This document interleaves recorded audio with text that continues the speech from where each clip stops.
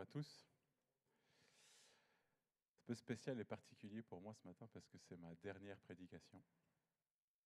Il y aura effectivement le dernier culte dimanche prochain pour moi et mon épouse.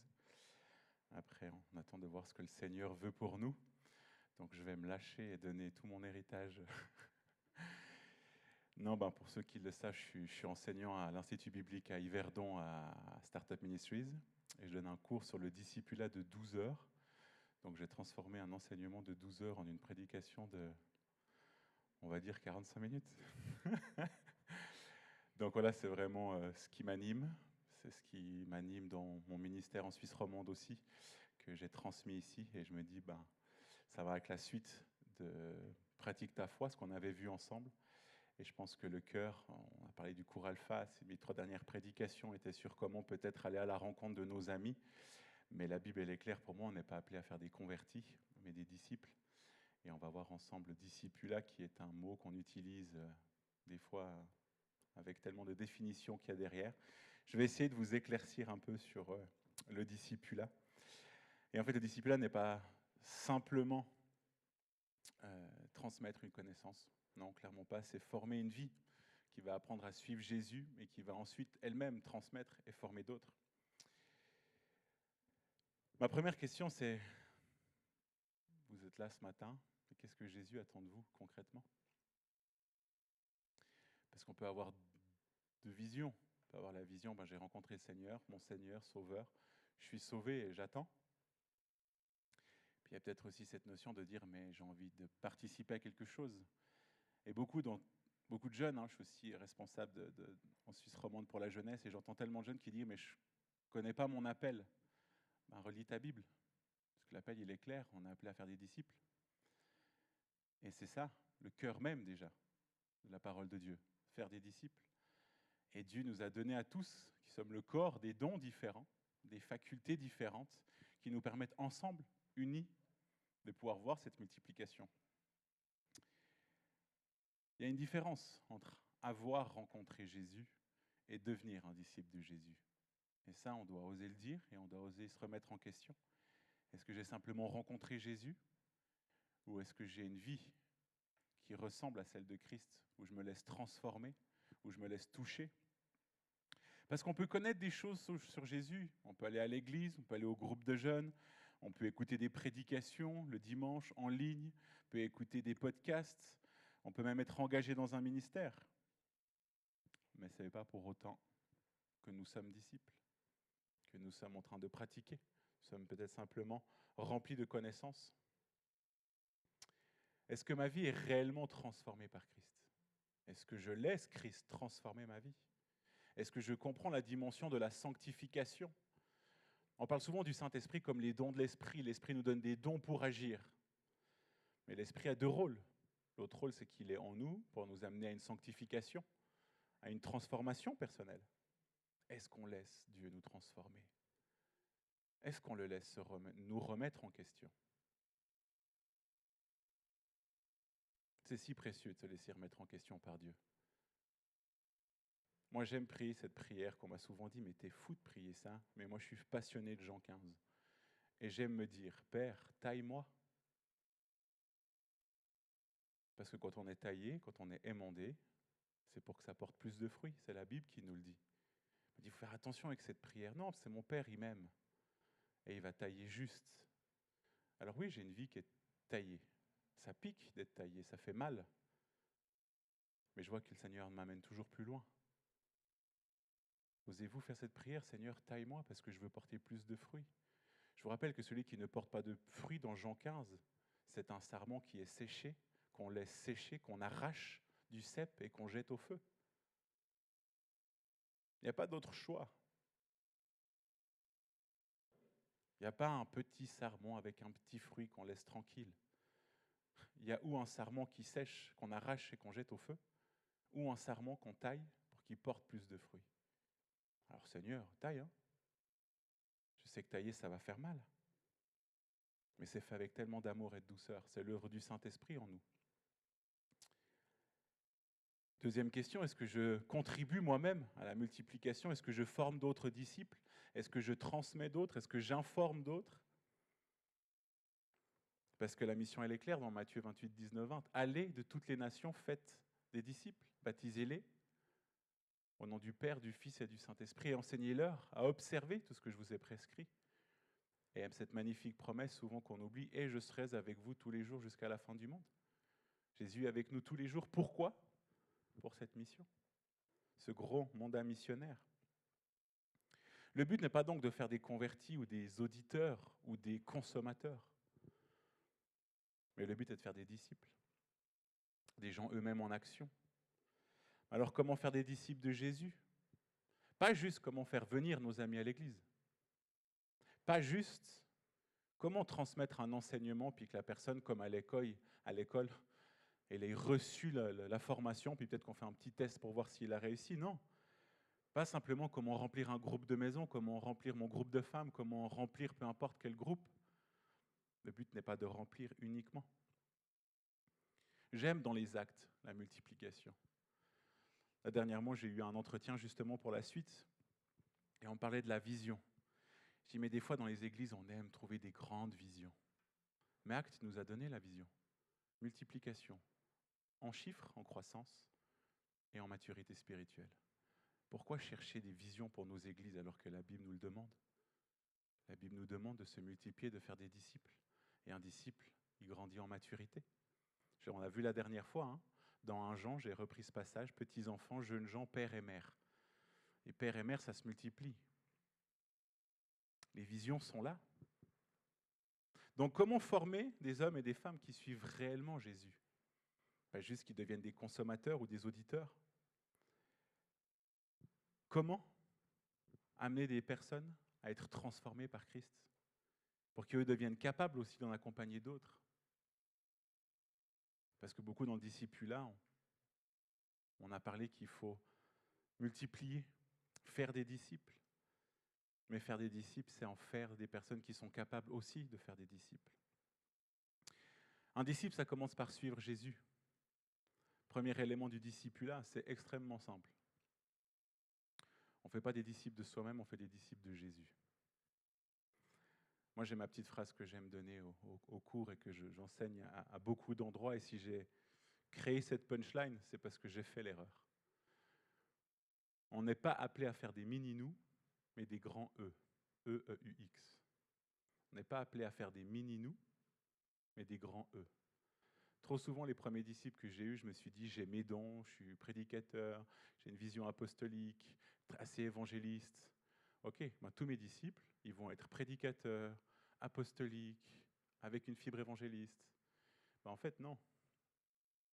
Et le premier disciple que j'ai eu, il avait un cœur pastoral et il était prophétique. Et je me suis rendu compte que j'ai voulu faire de lui quelque chose d'autre, mais Dieu est bon. Et vous allez faire des erreurs dans le discipulat. C'est pas grave parce que Dieu rattrape tout, parce qu'il est bon. Mais je me suis dit, je ne dois pas faire de ces gens des mini-moi. Puis pourquoi mini ? Parce que vous savez, souvent dans l'orgueil, on n'a pas envie que les gens qu'on accompagne nous dépassent. Et pourtant, j'aime dire que notre plafond soit leur sol. Je ne suis pas parent, encore, mais je pense que tout parent souhaite que son enfant aille plus loin que lui. Et si Paul parle de maturité spirituelle en disant père et mère, ça veut dire qu'un parent spirituel doit être prêt à voir son enfant spirituel aller plus loin que lui. Et j'ai vécu ça avec un de mes pères spirituels, qui était directeur de l'Institut biblique, qui m'a dit, tu sais quoi, en fait, ce cours, moi, je vais arrêter de le donner. Ouais, mais je viens de finir, là, mes 3 ans. Oui, non, mais maintenant, tu vas prendre ce cours. C'était meilleur que moi. Je dis, non, mais c'est pas possible, je commence mon master là-dedans, et ça fait 4 ans maintenant que je donne un cours là-bas. Cet homme a accepté, alors que lui, il a des doctorats. Il a accepté, il a reconnu de dire, mais moi, je vais te laisser la place parce que tu es meilleur que moi dans ce domaine. Est-ce que nous sommes prêts à faire des grands E, à discerner le don dans ces personnes, et puis les lever, les encourager, les aimer, les amener plus loin? On doit être heureux de les voir nous dépasser.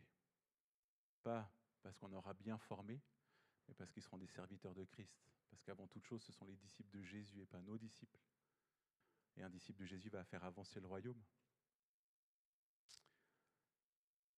Jésus appelle des hommes et des femmes à quitter leur manière habituelle de vivre. On doit amener ces personnes à prendre des décisions. On doit amener ces personnes à renoncer à des choses, à leur apprendre à discerner la priorité. Vous savez, en Suisse, je l'ai souvent dit dans cette église, on a beaucoup de choses. On a le confort. Renoncer et comprendre la priorité pour des Suisses comme nous, qui avons un certain confort, c'est difficile. Et on a davantage besoin du Saint-Esprit qui nous guide là-dedans. Matthieu 16, 24, si quelqu'un veut venir après moi, qu'il renonce à lui-même, qu'il se charge de sa croix et qu'il me suive. Un disciple de Christ renonce à lui-même, porte sa croix et il suit Jésus. Venir après moi et suivre Jésus. Ça ne veut pas dire Jésus vient bénir mes projets. Jésus, j'aimerais, bénis mon projet. Ça veut dire je me mets à genoux et je dis Seigneur, c'est quoi tes projets? Je veux marcher dans tes projets. Parce que je renonce à moi, je renonce à mes priorités, je renonce à ce qui me ferait peut-être du bien sur cette terre. Et je veux faire ce à quoi toi, tu m'appelles. Quels sont tes projets pour moi? Jean 8, 31, si vous demeurez dans ma parole, vous êtes vraiment mes disciples. Sa parole, bien sûr qu'elle est la Bible, mais la parole, elle est aussi Dieu qui, au travers du Saint-Esprit, nous parle, nous conduit, nous donne des instructions. Jean 14, 15, si vous m'aimez, gardez mes commandements. Est-ce qu'on est prêt à obéir? À rentrer dans ce à quoi Dieu nous appelle?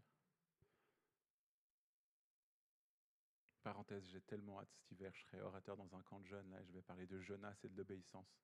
Je suis passionné par Jonas. Cette obéissance, notre obéissance, elle va jusqu'où? Et est-ce que quand on obéit, on le fait avec un cœur juste, pas un cœur à la Jonas? Parce qu'il y a obéir et obéir.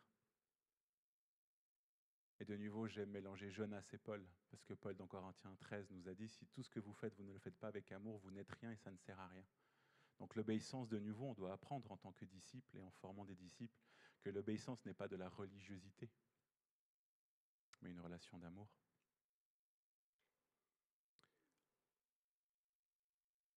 Où commence le discipulat? Dans une relation avec Jésus. Mais ça commence par ma relation. C'est d'abord moi.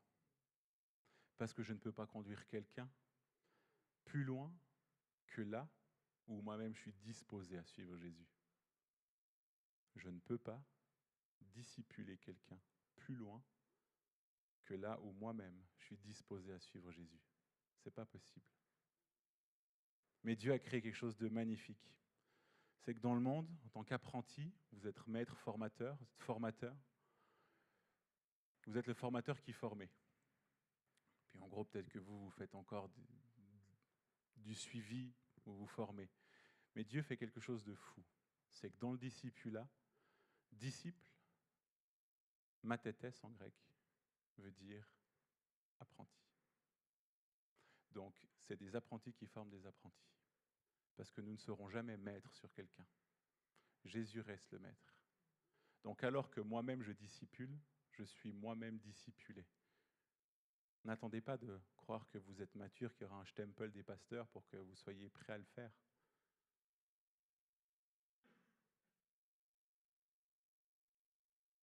On a Christ, et c'est Christ qui fait. Mais ça commence par nous. Si je veux faire des disciples, je dois moi-même être un disciple. Si je veux enseigner l'obéissance, je dois moi-même pratiquer l'obéissance. Le discipulat ne consiste pas seulement à savoir, mais à devenir. Le discipulat, c'est un processus pour devenir. On peut avoir beaucoup de connaissances, mais très peu de transformation. Et j'aime dire, parce qu'on le dit tous dans nos prédications, ce matin, je vous donne des clés. C'est un message très courant dans notre langage évangélique. Mais j'aimerais savoir, et sois honnête avec toi-même, je n'ai pas besoin de la réponse. Est-ce qu'aujourd'hui, chez toi, tu as un magnifique musée avec plein de clés que tu exposes? Ou est-ce que tu as un porte-clés avec toi, chaque jour? que tu sais utiliser quand on a besoin parce que tu es devant cette porte et tu connais la clé. Je suis désolé, mais je pense que beaucoup ont un musée. Pas forcément ici, je parle dans la chrétienté en général. On aime exposer nos connaissances. Mais après, on se sent démuni. Et ça, c'est un peu ma vision aussi. C'est que le système, comme on a un peu créé nos églises à ces moments-là, on a créé des chrétiens et des professionnels de la parole. Et on a oublié que on est tous disciples et qu'on a tous à pratiquer la même chose tous les jours. Et le système dans lequel on vit a fait que des gens se disent « mais moi je ne sais pas faire ». Ça c'est le pasteur, il sait faire. Ça c'est l'évangéliste, il sait faire. Mais c'est un mensonge que le diable a semé petit à petit dans nos églises pour que la consommation vienne. Voyager, je sais qu'il y a plusieurs missionnaires parmi vous. Les gens, ils sont obligés continuellement d'utiliser leurs clés parce qu'ils font face à la persécution, ils font face à la pauvreté, ils font face à tellement de choses. Et ils ont besoin d'utiliser ces clés. Mais nous, de nouveau, ce confort, en plus, nous aide, dans le mauvais sens, à ne plus savoir utiliser ces clés. Et on se dit, j'ai beaucoup de connaissances, mais il y a peu de transformation et peu d'activation. On peut connaître beaucoup de choses sur la Bible, mais ne pas savoir les mettre en pratique, ne pas se laisser transformer par ces choses que l'on connaît. Matthieu 7, 21, ce n'est pas celui qui me dit « Seigneur, Seigneur » qui entrera dans le royaume des cieux, mais c'est celui qui fait la volonté de mon Père. On peut le connaître, mais ce genre de verset nous montre qu'il faut veiller, pas juste à connaître, mais à être et à faire cette volonté du Père. Il y a donc une différence entre entendre et mettre en pratique. Jacques 1, 22, mettez en pratique la parole et ne vous bornez pas à l'écouter en vous trompant vous-même par de faux raisonnements. Ça pique ce genre de verset. Mais ils ne sont pas là pour rien. Ils sont là pour nous rappeler qu'on doit veiller. Dans le jardin de Gethsémani, Jésus il a dit à ses disciples, veillez 1 heure avec moi. 3 fois il l'a répété. J'aurais pas fait mieux que ces disciples-là. J'aurais sûrement fait une bonne sieste au pied des arbres aussi. Mais on doit veiller. Et Jésus va terminer le sermon sur la montagne en disant, dans Matthieu 7, 24, « Ainsi, quiconque entend ces paroles que je dis et les met en pratique sera semblable à un homme prudent qui a bâti sa maison sur le roc. » Ce n'est pas juste celui qui entend, mais c'est celui qui entend et qui agit derrière. Pas juste « je connais », c'est « je connais et j'exerce ». Le discipulat touche donc toute la personne, esprit, âme et corps. Il ne s'agit pas seulement de remplir une tête,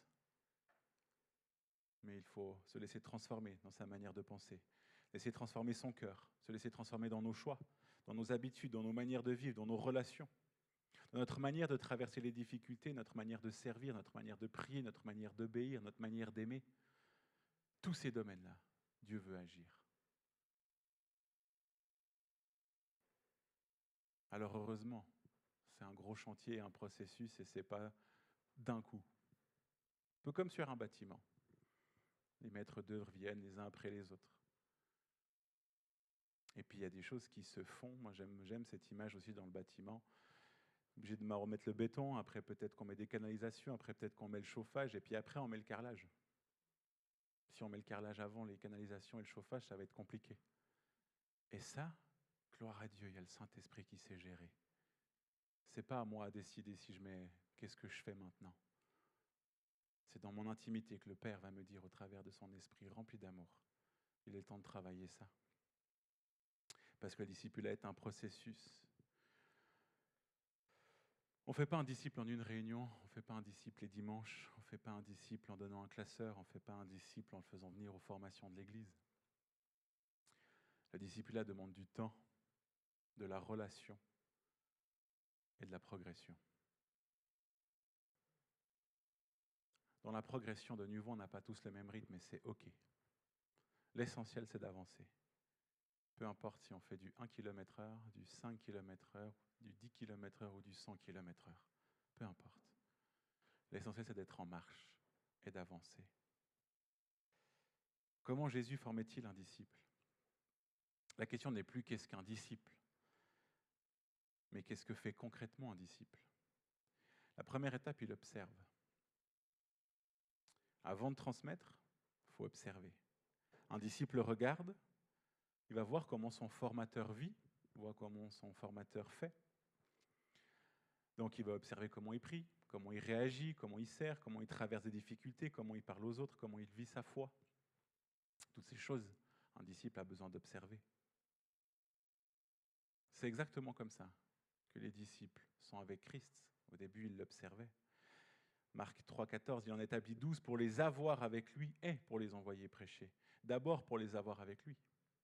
Premièrement pour les avoir avec lui. Avant de les envoyer, Jésus les a fait vivre avec lui. Ils l'ont observé, ils l'ont écouté, ils ont échangé avec lui, ils l'ont vu réagir. Et réagir contrairement à leur manière de faire. De nouveau, j'aime parler de The Chosen parce que je trouve que c'est très représentatif pour ceux qui l'ont vu. Bien sûr que ce n'est pas la Bible, mais il y a beaucoup de choses qui s'y rapprochent. Et on voit comment, par exemple, moi j'aime beaucoup Pierre, il a envie d'aller défoncer tous les Romains. Mais on voit que Jésus réagit différemment. Et on peut observer, il y a plein de passages dans la Bible où on voit que les disciples aimeraient faire d'une certaine manière, puis Jésus les arrête. Il leur montre l'exemple. Ensuite, il y a l'appel personnel. Le disciple ne doit pas simplement être un spectateur. Il y a un moment où il doit entrer dans le processus. Matthieu 4, 19, « Suivez-moi et je vous ferai pécheurs d'hommes. » Processus, suivons-le, et ensuite vous ferez. Alors pécheurs d'hommes, mais après avec vous ferez selon vos dons.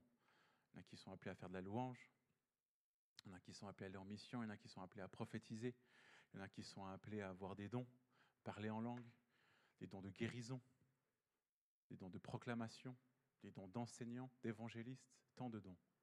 Et ensemble. Mais d'abord, on doit le suivre.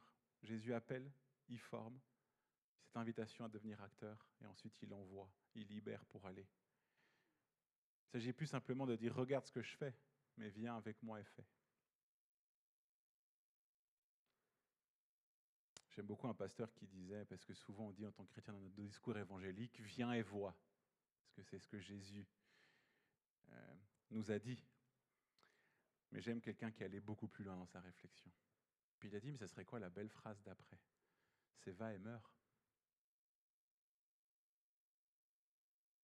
Parce qu'être un témoin, c'est être un martyr. Martyr, c'est être prêt à mourir pour sa foi, prêt à mourir pour ce qu'on a vu, prêt à mourir pour notre foi en Christ. Et heureusement que Jésus a dit à ses disciples, viens et vois. Parce qu'il leur dit, viens, va et meurs, pas sûr qu'ils aient signé. Mais c'est vrai qu'après le combat commence. Et dans la mort, il y a la mort à soi-même, justement le renoncement, c'est pas que la mort physique.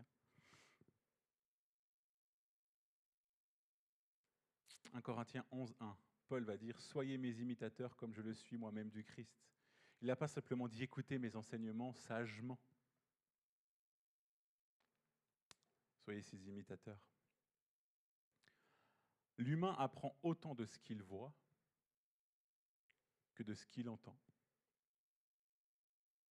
Des fois, il y a besoin de voir faire, d'entendre.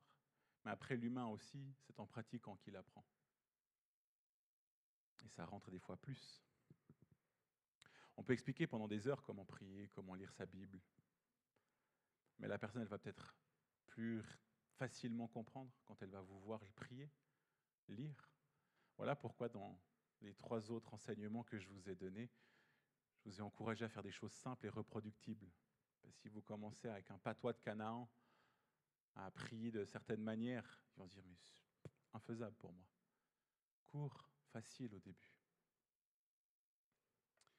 1 Timothée 4,12, sois un modèle pour les fidèles en parole, en conduite, en charité, en foi et en pureté. On appelait des modèles. Paul va dire à Timothée, qui est un de ses enfants spirituels, qu'il a formé, sois un modèle. Soyons un modèle. Et enseignons aux autres à devenir des modèles. Le disciple doit pouvoir voir l'enseignement vivre devant lui. On ne peut pas dire et faire l'inverse. Ce n'est pas possible. Ensuite, on doit faire pratiquer. On doit faire pratiquer. On doit faire un stage. On a besoin de faire de l'explication sur la pratique. Ensuite, on doit corriger et encourager. Mais en tant que chrétien, des fois, on dit non, mais il faut pas trop corriger. Ah si, parce que c'est de l'amour. On doit être derrière. Et puis des fois, un peu corriger la manière de dire, la manière de faire. Parce que des fois, dans nos églises, on pense un peu que former signifie je lui explique. Puis après, il est grand. Non. La Bible nous parle d'avoir des cœurs de père et de mère. Et un parent bien structuré ne va pas en principe juste dire voilà comment on fait, puis tu te débrouilles. On va lui montrer, on va l'accompagner. Et comme tout est un processus, le but c'est d'expliquer le processus. Et des fois, il y a des processus, il faut y aller étape par étape. On ne peut pas tout enseigner d'un coup. Mais il y a un moment, il va falloir dire, maintenant fais-le. Mets-toi en action. Parce que je recite Jacques 1, 22, mettez en pratique la parole et ne vous bornez pas à l'écouter en vous trompant vous-même par de faux raisonnements. Oui, je sais, je connais. Des fois, j'accompagne des personnes en tant que chrétien, puis je dis là, ça serait bien, c'est peut-être de te déposer à Christ ou de te battre un peu spirituellement. Il y a une guerre spirituelle là. Ouais, je sais, mais je sais ce que tu me dis, je connais. Et pourtant, tu es dans mon bureau en face de moi, là, à t'apitoyer. Donc si tu sais, pourquoi tu fais pas? Ouais, mais c'est dur. Ah, mais la Bible nous dit qu'il y a du combat. Ouais, je sais. Et à un moment, il faut oser. On a un ennemi, il y a une guerre spirituelle, il y a des attaques pour nous rendre mous, juste dans la connaissance. Et on doit se battre. Et on ne doit pas se faire avoir par ces faux raisonnements, mais on doit mettre en pratique ce qu'on connaît. Tu veux former quelqu'un à prier, prie avec lui. Tu veux former quelqu'un à lire la Bible, lis-la avec lui. Tu veux que quelqu'un annonce sa foi, fais-le avec lui. Au début, fais avec. 1 Thessaloniciens 5,11, exhortez-vous réciproquement, édifiez-vous les uns les autres. Les uns les autres, ensemble. Jésus, avant de leur dire allez, il l'a fait avec. Le disciple ne doit pas seulement recevoir. Un disciple de Christ est celui qui redonne. On a eu cette image à une conférence, on était 200 pasteurs là cet hiver, début d'année. On était 200 pasteurs et la première question de l'orateur, c'était qui est fatigué dans la salle? Je me suis halluciné de voir autant de pasteurs fatigués. Et il a dit, donc ça va, c'était un pasteur, mais déjà il faut oser être orateur pasteur devant 200 pasteurs de Suisse romande. Il a dit, bon mes frères, je suis désolé de vous dire, mais si vous êtes fatigués, c'est parce que vous ne redonnez pas assez. Et il a donné une image qui était incroyable, il a pris le Jourdain. Il a dit, le Jourdain, il rentre dans la mer de Galilée et il ressort de la mer de Galilée. Ensuite, le Jourdain, il va où? Pour les connaisseurs d'Israël. Je regarde par là, parce que je sais qu'un peu plus par là, ça connaît. Ouais. Et c'est quoi l'état de cette mer? Elle est morte, parce qu'elle ne redonne pas. Alors que le Jourdain, l'eau circule. Et on peut voir nos jours là, nos étangs, qui reçoivent plus d'eau parce qu'on a coupé la source ou je ne sais quoi, comme l'eau elle est stagnante. On stagne les amis si on ne redonne pas. On est appelé à faire circuler, recevoir, redonner. Et je connais plein de personnes qui étaient fatiguées, épuisées, qui se sont dit ok maintenant je vais redonner. Et c'est un mensonge de se dire ouais mais là il faut que je reste, je suis un peu fatigué. Non, redonne. Redonne, ça va te donner de l'énergie. C'est biblique. Et moi, ça m'arrive dans une journée de faire quelque chose où je redonne. J'étais épuisé après, ça m'a rechargé, ça me booste pour tout le reste de ma fin de journée. Je me dis, tellement beau, Dieu, il a agi là. Incroyable. Puis après le soir, Dieu bénit, et puis voilà. Mais on doit redonner. Le discipulat se fait dans la relation. On doit être intentionnel dans la relation. On doit la chercher, cette relation. On ne peut pas faire des disciples à distance. On ne peut pas faire des disciples sans être avec eux. Souvent, un pasteur, il doit sentir la brebis, il doit sentir le mouton. mais on est tous appelés à faire des disciples. On doit tous être les uns avec les autres. Ce n'est pas juste une relation mentorale et d'accompagnement. C'est une relation intentionnelle, remplie d'amour et de bienveillance, dans un but que la personne grandisse, mature. Ephésiens 4, 11 à 16 nous le dit. C'est pour atteindre la stature parfaite de Christ. Jésus lui-même, avec ses disciples, il les a accompagnés, il les a repris, il les a encouragés, il a répondu à leurs questions. On doit marcher avec les disciples dans la réussite, mais aussi dans la difficulté. Je ne sais pas vous, mais moi je grandis beaucoup plus quand je vis des périodes de difficulté que de facilité. Ça fait du bien les verts pâturages de temps en temps, et heureusement qu'il y en a. Mais des fois se rappeler dans la sombre vallée de la mort, que Dieu il est avec nous et puis qu'il nous aide et puis que on le voit agir, c'est tellement bon. Et par rapport à ta prière, René, de ce matin, que le Seigneur ne te fasse pas oublier tous ses bienfaits. Moi, la plupart des bienfaits que je retiens, c'est quand j'étais dans la galère. Et que je me dis, punaise, mais comment il a agi avec puissance. Parce que de nouveau en Suisse, dans notre confort, quand tout va bien, des fois on oublie que tout va bien, mais qu'en fait, le tout va bien, c'est quand même Dieu qui agit. Donc on doit apprendre à célébrer avec eux dans les moments de victoire, comme dans les moments difficiles. Faire un disciple, ce n'est pas donc simplement lui transmettre ce que je sais, mais c'est aussi marcher avec lui, parce qu'il aura des questions. Il y aura des incompréhensions, des chutes, des victoires, il aura des périodes de découragement, des combats, des progrès, il y aura plein de choses dans sa vie. Et il faudra lui apprendre à adorer, à louer, à célébrer avec lui.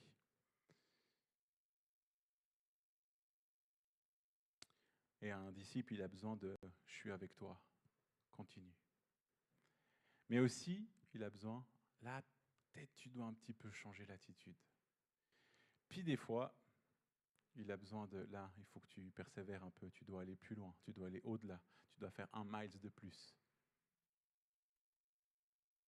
Ça, c'est de l'accompagnement, en étant intentionnel. On a besoin de redevabilité aussi. Proverbe 27, 17, le faire aiguise le fer, ainsi un homme en aiguise un autre. C'est important de vivre la redevabilité. On ne doit pas rester seul, on a tous des angles morts. Des personnes qui me disent, oui, mais moi c'est bon, tu sais, je prends tous les jours du temps avec Dieu, puis Dieu il me dit quoi faire. Ouais, super, mais tu as des angles morts. Et on a besoin des frères et des sœurs qui viennent nous dire, ah là, tu vois, peut-être qu'il y a un petit angle mort, il y a peut-être quelque chose à travailler. Et la redevabilité, ce n'est pas du contrôle. La redevabilité, pour moi, elle est au service de la croissance. Si vous êtes dans une redevabilité pour contrôler l'autre, il y a un problème. Mais le problème, il est chez vous, il n'est pas dans la redevabilité. Si par contre, dans votre cœur, la redevabilité, elle est là pour amener l'autre à la croissance, c'est juste top. J'ai au moins 4-5 relations de redevabilité. Et ça me permet vraiment d'avancer. Et il y a 2 personnes que je suis, où on est plus dans la redevabilité dans l'autre sens. C'est eux qui viennent un peu me rendre des comptes et puis et ils avancent. Et il y en a un dernièrement, je lui dis, ah, tu veux qu'on continue? Là, je pense qu'on arrive. Non, mais moi j'ai besoin qu'on continue. Moi, je ne veux pas perdre ça. On a besoin de ça. Un disciple qui ne veut jamais rendre compte de sa marche risque de rester seul avec ses propres limites. Le but n'est pas de garder ses disciples, mais de les multiplier. Et là, on touche au cœur même de ce que Dieu nous demande. C'est la multiplication. Pas juste de l'addition. Parce que l'addition, c'est qu'il y a quelqu'un dans la communauté, par exemple, on appelle ça une église. Alors, je repars depuis le bas. Les églises de soustraction. Il y a plus de démissions. Il y a une décroissance. Tu as les églises de plateau. Excusez-moi, je vais être un peu cru, mais entre les morts et les naissances, et puis il y a un ou deux couples qui partent, puis un ou deux couples qui arrivent, toujours la même chose. On appelle ça une église de plateau. Après, il y a l'église d'addition. C'est qu'il y a quelqu'un qui amène un peu 1 ou 2 personnes de temps en temps à Christ. Ou il y a des gens qui déménagent et puis qui viennent. Ou des fois, on appelle ça encore du transfert de chrétiens parce qu'on est frustré de notre église, donc on va en visiter une autre, et puis celle-là, elle est bien, puis on passe le mot. Donc il y a 4-5 personnes d'une église qui quittent une église pour aller dans une autre. Église d'addition. Église de multiplication. Des disciples qui font des disciples. C'est pas juste on a quelques personnes qui viennent parce que quelqu'un fait un bon travail d'évangéliste. C'est qu'on fait des disciples qui eux-mêmes parlent à d'autres, à leurs amis, qui eux-mêmes parlent à d'autres. C'est que là, le cours Alpha, moi je prie pour vous que ce soit que le premier. Parce que les personnes qui viendront à Christ au travers du cours Alpha, l'année prochaine, il faudra refaire un cours Alpha pour qu'eux amènent leurs amis maintenant au cours Alpha. Et là, on commence à faire de la multiplication. Sinon, c'est de l'addition. Et le cœur même du message de la Bible, c'est la multiplication. Faire des disciples qui font des disciples. Jésus a dit « Faites des disciples de toutes les nations ». Mais Paul a dit dans 2 Timothée 2,2, c'est le verset highlight du discipulat. Ce que tu as entendu de moi, en présence de beaucoup de témoins, confie-le à des hommes fidèles qui soient capables de l'enseigner aussi à d'autres. Discipulat, multiplication. Il n'a pas juste dit à Timothée, confie-le à des hommes fidèles. Il a dit, confie-le à des hommes fidèles qui, eux-mêmes, soient capables de l'enseigner à d'autres. La multiplication. Le mouvement est clair, je reçois, je suis formé, je transmets, je forme quelqu'un d'autre. Et ensuite, Paul, Timothée, homme fidèle d'autres. La multiplication ne s'arrête pas, c'est exponentiel. Si je forme quelqu'un pendant 2 ans, et que la personne ne bouge pas, on n'a pas fini le discipulat. Il y a quelque chose qui n'est pas terminé. Le but du discipulat, ce n'est pas d'avoir des personnes qui sont dépendantes de vous. Les personnes doivent être dépendantes de Christ. Elles doivent pouvoir lâcher celui qui les forme. Le but, c'est de former des disciples capables à leur tour d'en accompagner d'autres. Je reçois pour transmettre. Je grandis pour pouvoir aider quelqu'un d'autre à grandir. Je suis accompagné pour un jour moi-même accompagner d'autres. Je suis formé pour apprendre à former. Je deviens disciple pour devenir capable de contribuer à faire des disciples. Et cette pensée-là, elle est contraire au siècle présent. Le siècle présent nous dit quoi? Soyez centrés sur vous-même, vos besoins, vos droits, vos priorités. Vous, moi, je suis. Mais la Bible, c'est l'inverse de ça. C'est pas je vais à l'église pour me faire du bien. Je veux une activité en plus pour m'occuper. Je veux apprendre pour connaître. Non, c'est je veux dans un but de regarder à l'autre.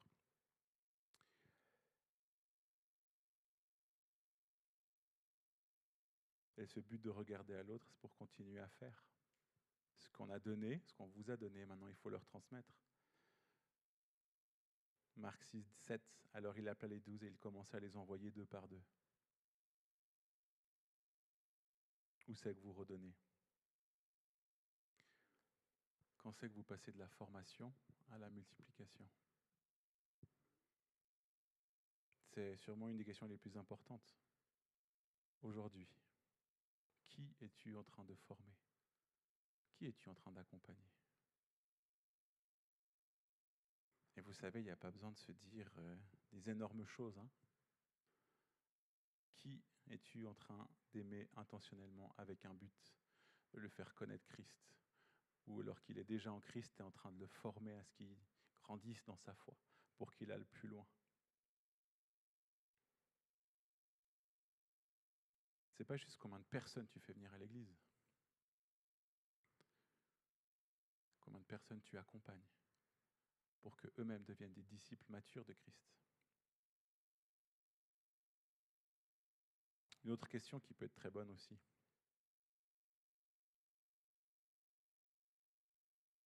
Qui est-ce que j'accompagne suffisamment de près pour que ma vie puisse contribuer à sa croissance? En d'autres termes, pour quelle vie es-tu un exemple aujourd'hui? Un disciple doit devenir un faiseur de disciples. Et pour ça, il faut sortir d'une logique de consommation. Ne vous conformez pas au siècle présent. Le siècle présent veut faire de nous des consommateurs, mais nous ne sommes pas de ce monde, nous sommes dans ce monde. Un disciple ne doit pas dire « nourris-moi encore ». Donne-moi encore une prédication, donne-moi encore une formation, donne-moi encore un bon chant de louange, donne-moi encore un enseignement, crée encore une activité pour moi. Bien sûr, on a besoin d'être nourri, on a besoin de prédication, on a besoin de louange, on a besoin de formation. Mais la croissance doit nous conduire vers la maturité. Et la maturité doit nous apprendre à nous détacher de ce besoin-là. Ça ne doit pas être un besoin pour consommer. Ça doit être un outil pour nous amener plus près de Christ, pour pouvoir le transmettre. Dans Hébreux, chapitre 5, verset 12, quelque chose de très fort qui est soulevé.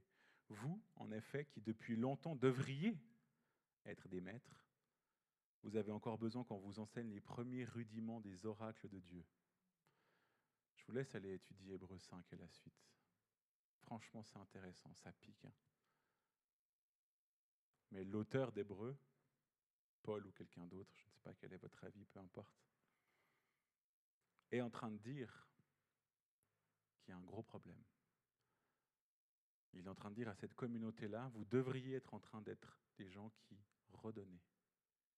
Mais vous êtes encore à avoir besoin des premiers enseignements rudimentaires, la base de la base. Il y a un problème. Il est en train de dire à cette église, vous êtes des consommateurs, vous êtes simplement des auditeurs et vous ne comprenez même pas ce qu'on vous enseigne. Parce que si vous comprendrez, vous serez en train de mettre en pratique. Gros problème.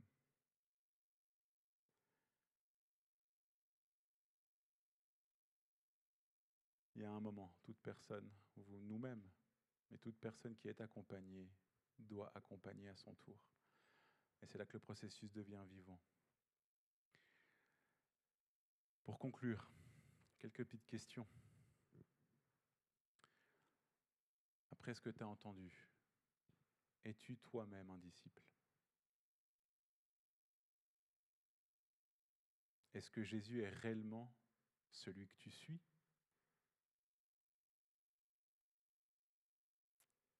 Est-ce que tu suis Jésus dans tes choix?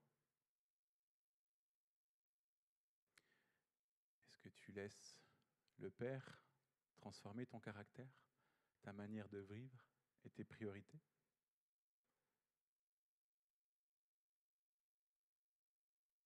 Ou est-ce que tu te contentes de juste connaître les choses sur Dieu? Je rappelle dans Jean 8, 31, si vous demeurez dans ma parole, vous êtes vraiment mes disciples. Autre question, est-ce qu'il y a une personne avec laquelle tu marches actuellement, que tu accompagnes? Est-ce qu'il y a une personne avec qui tu pries régulièrement pour lui montrer comment faire? Que tu encourages? Que tu corriges dans sa marche de disciple? Est-ce qu'il y a quelqu'un aujourd'hui que tu es en train d'aider à progresser dans sa foi, que tu accompagnes, qui a besoin d'aide? Est-ce qu'il y a quelqu'un avec qui tu te sens assez proche pour partager ta vie et partager la sienne dans un but de croissance? Est-ce qu'il y a quelqu'un aujourd'hui à qui tu es en train de montrer concrètement comment suivre Jésus? Et est-ce qu'il y a quelqu'un dans ton entourage qui te voit vivre et pour qui tu es un modèle de ce que c'est qu'un disciple de Jésus? Corinthiens 11, 1, soyez mes imitateurs comme je le suis moi-même de Christ. Et s'il y a déjà, tu réponds oui à ça parce qu'il y a déjà une personne, est-ce que tu as déjà encouragé cette personne à faire la même chose avec d'autres pour qu'elle-même suive des personnes pour être dans la multiplication? Parce que le but final n'est pas moi, un disciple, mais le but final, c'est moi, un disciple, un autre disciple et encore un autre disciple. C'est la multiplication. Jésus nous a donné cette mission, je vous le redis, allez, faites de toutes les nations des disciples, baptisez-les au nom du Père, du Fils et du Saint-Esprit, et enseignez-leur à observer tout ce que je vous ai prescrit. Et Paul nous a montré comment transmettre pour continuer. Je le redis encore une fois pour terminer. Ce que tu as entendu de moi, en présence de beaucoup de témoins, confie-le à des hommes fidèles qui soient capables de l'enseigner aussi à d'autres. Je vous laisse avec ça. Je bénis votre communauté, cette communauté, qu'elle puisse se multiplier, c'est mon cœur pour vous. Je bénis Secours Alpha et ses acteurs, ces personnes qui sont invitées. N'ayez pas peur d'inviter, vous risquez rien. Merci à tous ceux qui œuvrent pour le royaume. Et je leur dirai dimanche prochain, mais je pars d'une église, je ne pars pas du royaume. Et c'est ça qui est important. C'est pas où est notre famille, c'est où c'est qu'on sert le royaume de Dieu. béni avec ça.